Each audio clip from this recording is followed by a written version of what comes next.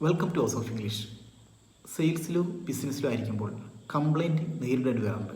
അപ്പോൾ ഉപയോഗിക്കുന്ന ഫ്രേസുകൾ: excuse me but we expect delivery, I am sorry but you promised, you said that I haven't received yet, it is now 3 weeks late. ഒരു complaint വന്നാൽ request action ഉപയോഗിക്കുന്ന ഫ്രേസുകൾ നോക്കാം. If you don't repair it immediately we will have to cancel the order. What are you going to do about it? ഒരു complaint പറയുകയാണെങ്കിൽ നമുക്ക് sorry പറയാം. I see, we are very sorry about that. Again, I do apologise. ഒരു complaint പറഞ്ഞാൽ അതിൻ്റെ explanation കൊടുക്കാം. I'm afraid that we can't or couldn't. The reason is that the problem was caused by, it was a clerical computer error, it was an oversight on our part. ഒരു complaint പറഞ്ഞാൽ അതിനെതിരെ action എടുക്കുമെന്ന് promise കൊടുക്കാം. I will deal with it, I will attend to it, I will arrange a replacement right away. Is that acceptable?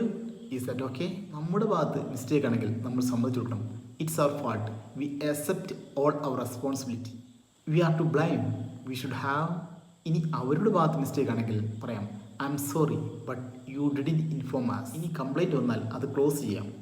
I apologize once again. We are very sorry about this. I apologize for any convenience caused. It won't happen again, I assure you. ഇതുപോലുള്ള ഫ്രേസുകൾ ഉപയോഗിക്കാം നമുക്കൊരു complaint face ചെയ്യാൻ വേണ്ടിയിട്ട്.